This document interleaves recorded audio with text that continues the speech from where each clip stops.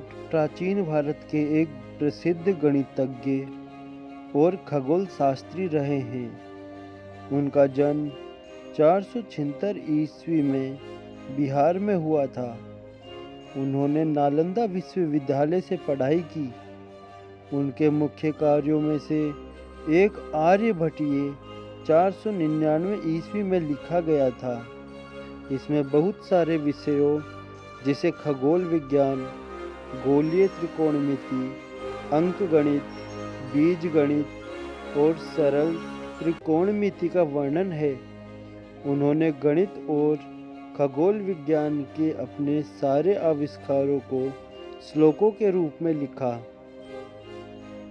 इस किताब का अनुवाद लैटिन में 13वीं शताब्दी में किया गया। आर्यभट्टीय के लैटिन संस्करण की सहायता से यूरोपीय गणितज्ञों ने त्रिभुजों का क्षेत्रफल, गोलीय आयतन की गणना के साथ साथ कैसे वर्गमूल और घनमूल की गणना की जाती है, ये सब सीखा।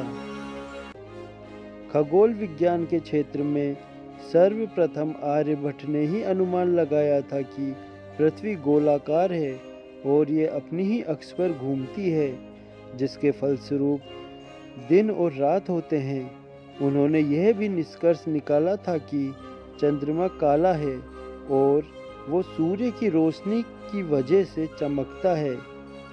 उन्होंने सूर्य व चंद्र ग्रहण के सिद्धांतों के विषय में तार्किक स्पष्टीकरण दिए थे।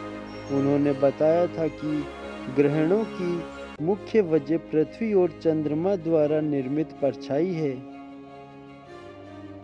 उन्होंने सौर प्रणाली के भूकेंद्रीय मॉडल को प्रस्तुत किया, जिसमें उन्होंने बताया कि पृथ्वी ब्रह्मांड के केंद्र में है, और उन्होंने गुरुत्वाकर्षण की अवधारणा के भी नींव रखी।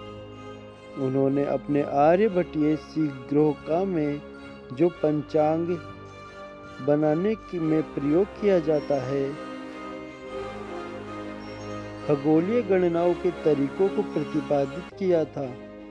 जो सिद्धांत कोपरनिकस और गैलीलियो ने प्रतिपादित किए थे, उनका सुझाव आर्यभट्ट ने 1500 वर्षों पूर्व ही दे दिया था।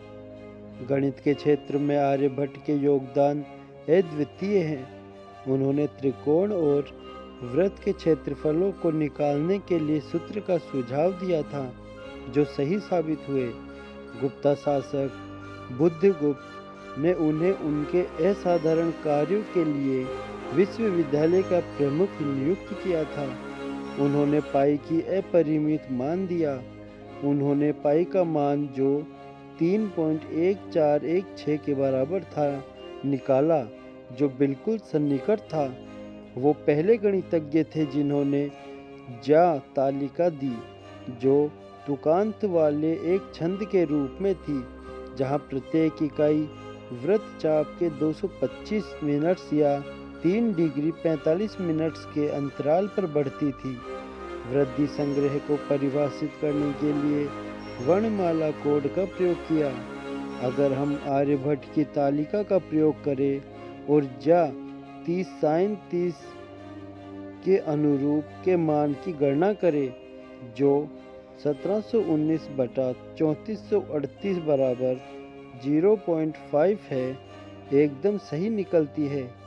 उनके वर्णमाला कोड को सामान्यतः आर्यभट्ट सिफर के रूप में जाना जाता है।